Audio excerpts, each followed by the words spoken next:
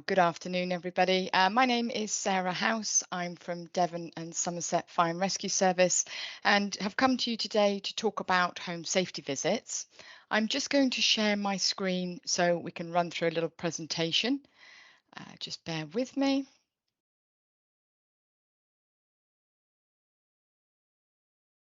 Okay. So there you have it. My name, my role is Partnerships and Community Engagement Lead for Somerset. That basically means that I'm linking with various agencies throughout Somerset to ensure that they're aware about home safety visits and how we very much want to ensure we can engage with our community, carrying out those visits to try and drive down the chances of a property fire. So, what's important for you to know is that Devon and Somerset Fire and Rescue Service are here to protect and save. And we work every day with our communities and partners to prevent emergencies, to make people safer in their homes, their places of work, and where they visit. And as part of our prevention work, we carry out home safety visits. So many fires in the homes are preventable, and our friendly home safety technicians will work with you to protect you in your home. They can give simple advice, sort of ways that we can change our behaviours, as well as looking for risks in the home.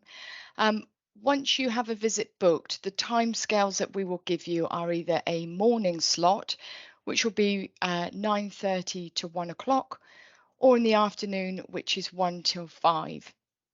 Now, the visit's going to take around 45 minutes to complete because the technician needs to have a chat about how you carry out tasks at home and also looking for those risks within the home as well.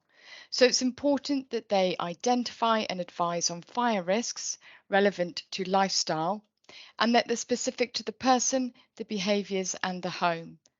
So perhaps to give you a little bit food for thought, I'll just run through a sort of a few things that they could be looking for. So first off, what's really important is that you do have a working smoke alarm. So it's really important today, please do test it to make sure it's working and then test it at least once a month after that. It's important that your smoke alarm is located on the ceiling and that it's in the middle and it's around 30 centimetres away from a wall or the light. Now, it's a vital piece of equipment to alert you to a fire. If you don't have a smoke alarm, there will be nothing to wake you up. And sadly, we have had fire fatalities where there were no working smoke detectors. Now, with the toxic smoke that will be given off from that fire, it could take around 2 to 3 breaths to make you unconscious. Um, in the UK, on average, 90 people die in a house fire every year due to their battery being flat or a detector missing. So it really is a vital piece of equipment. So, like I say, please check your smoke alarms today and at least once a month after that. So, over half of the incidents we attended in the last financial year were kitchen related. This sort of can be caused through an element of distraction, so unattended cooking, and it can be because of busy households. Those distractions may be the television, mobile phone, the doorbell may go when you least expect it. So please do be aware when you're using the cooker, do look when you cook. Um, it's important to make you aware as well about white good fires that we do attend. Things like your tumble dryer, dishwashers, and washing machines. Don't put them on last thing at night. So, some behaviours can be that potentially after the last cup of tea, you pop the cup in the dishwasher, put it on, and think that you'll empty it out in the morning. Unfortunately, we do go to electrical fires. Now, what you could do is change that behavior. So put the dishwasher on when you are up and around because you'll be alerted far quicker to that potential risk of that fire rather than the smoke building once you've gone to bed to set off your smoke alarm. So something that we can do in that behavior change. Please be mindful about overloading sockets. We tend to advise not to use cube adapters. So these are sort of little block adapters that you can plug in. Often they're not fused and equally they can tilt. So we would recommend using extension lead which plugs straight into the wall and the extension will sit flat on the floor. Be mindful not to overload your extension leads, um, particularly with sort of heavier appliances such as washing machine, kettle, toaster, or microwave.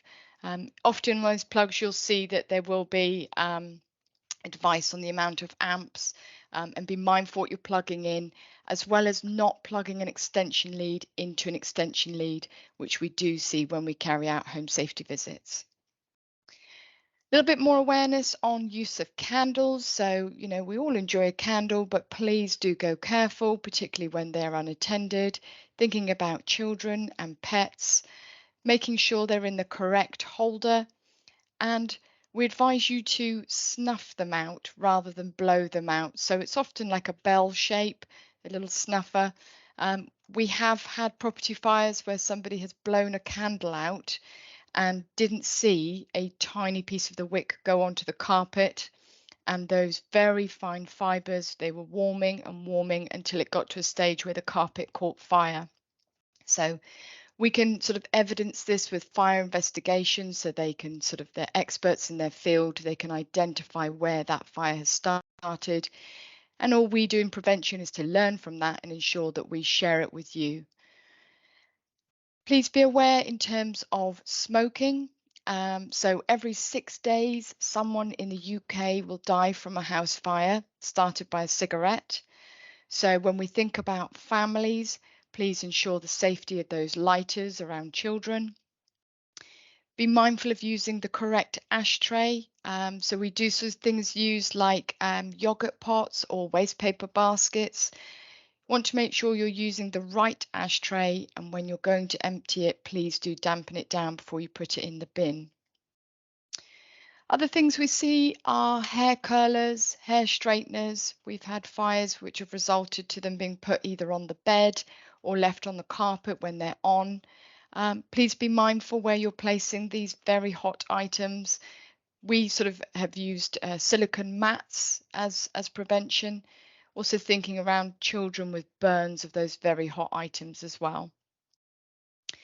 Ensure that you are turning off all of your electrical items that you don't need to have on overnight, particularly with the focus thinking around charging of items as well. So things like your mobile phone devices or any of those devices that just don't need to be on overnight, charge them during the evening when you're up and about.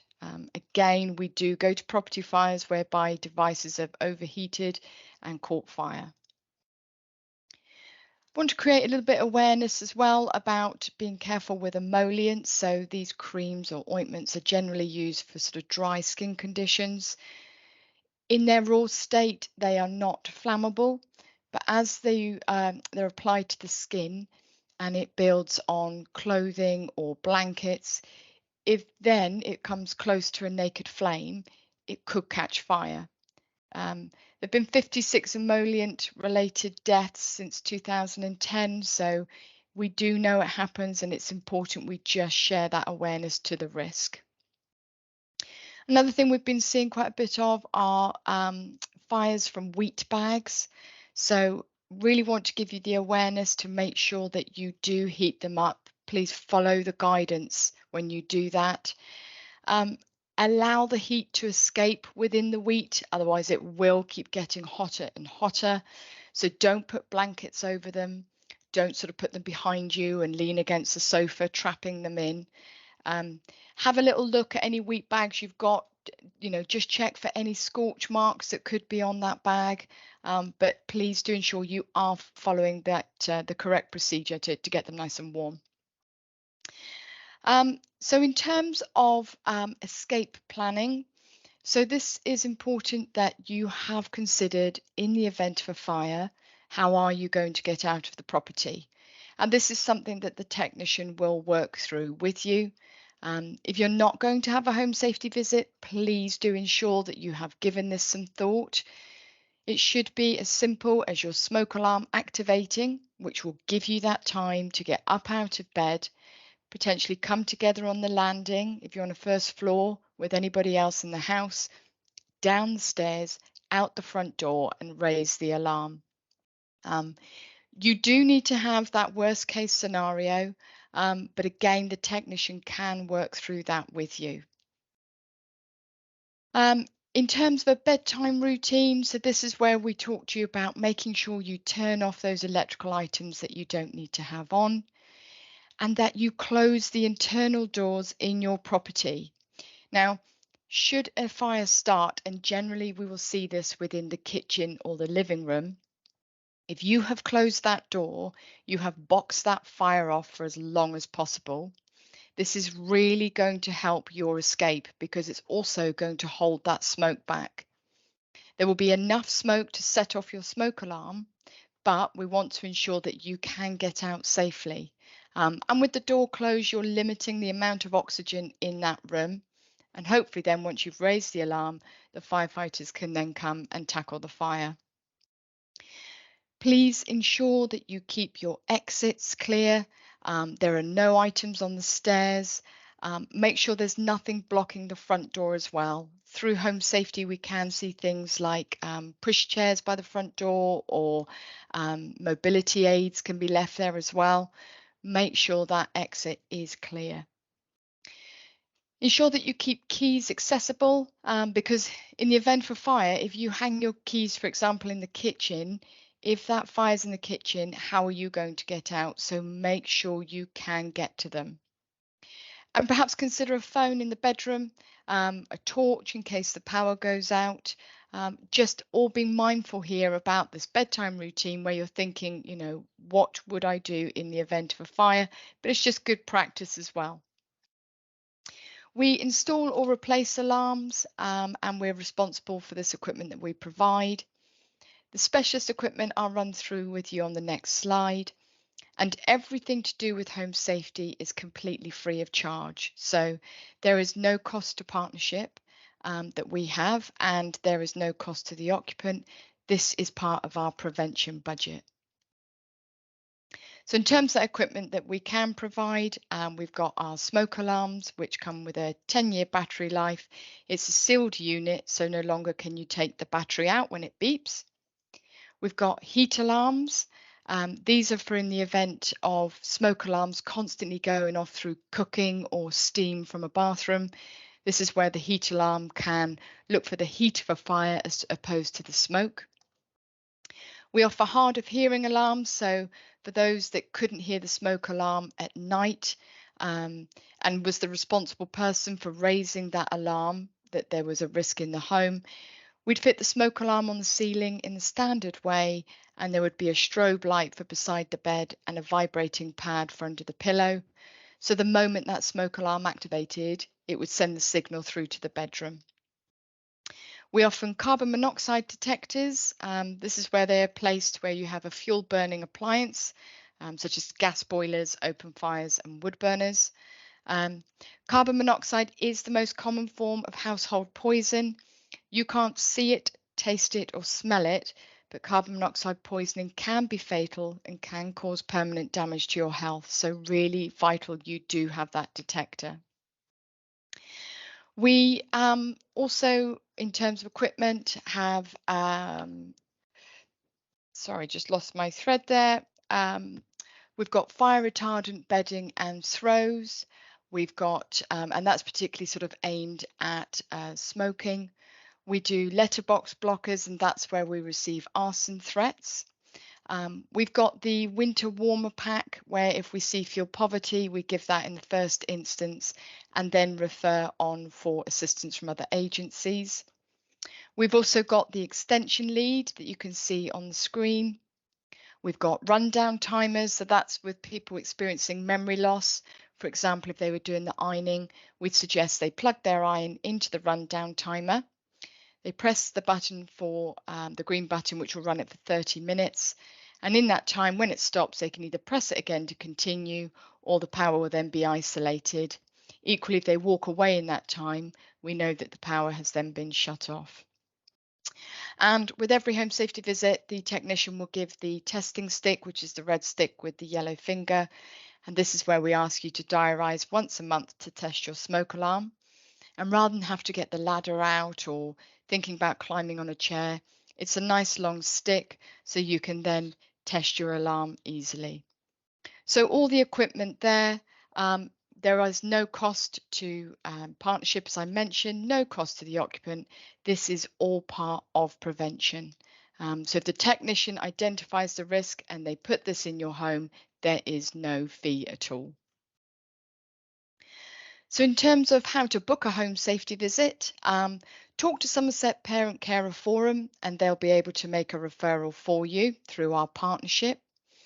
Um, Also, if you would like to do it that you contact us directly, you can do that as well. So we've got the telephone line, which is free phone, 0800 0502 999. You can also email firekills@dsfire.gov.uk, or you could use our website and click on home safety, where there's a wealth of information to do with home safety. It's also there for you if you want to do an online referral. Um, it's also probably useful for you to know you could also go on there and have a look at our online home fire safety check. So this is where you'd answer a number of questions. It's tailored advice for your home. It's going to take around 15 minutes to complete, and it's simple and it's practical. So it's going to give you specific advice that it is noted from the questions that you've answered. The check is there to basically identify the fire risks in your home, how you can learn to reduce the risks, and to also create your escape plan. So it's a good resource there as well on the internet. I hope it never happens in your homes, but I just thought I'd say that if you do have a fire, please do not tackle it yourself. Please get out, stay out, and call 999. If you can't dial 999 yourself, raise it to a neighbour to help you. If you can't get out of your home because that exit has been compromised, ideally go to a room at the front of the property, sort of roadside. Put some blankets down at the door to stop that smoke, or certainly reduce it. Open the windows so you've got that clean air, and raise the alarm. Okay. The firefighters will then carry out that rescue from that point. Put, as I said, those items down by the doors just to ensure thinking about that smoke. And you could keep a whistle handy if it's hard to shout. So this could be all part of your escape plan. Just to make you aware that home safety technicians, when they arrive, they'll be in a fully marked vehicle. You can see there that it's very much fire service written up. It's got there all about home safety. They will be in uniform as I'm wearing today, and they'll be carrying ID. So by all means, ask to see that ID. We do have people that are sort of quite worried actually about people coming to their homes that they don't know. So when we do set up home safety visits, if you wanted to put a password in place for the technician to say when they knocked on your door, you can also do that as well. It's keen for us to ensure that you know it is a free and friendly service. It is not judgmental. We are not asking you to tidy up before we arrive. We just want to come and see you to make sure that we can keep you as safe as we can in your home from the potential of a fire. By all means, like I say, check out the website. There's plenty more information for you. But otherwise, we hope to receive referrals coming through from our partnership of Somerset Parent Carer Forum, and we can carry out those home safety visits for you. So I'm going to stop sharing my slides. And then if you've got any questions that you want to put through to Somerset Parent Carer Forum, by all means do, and I can get back to them and let you know of any answers to those questions. Thank you.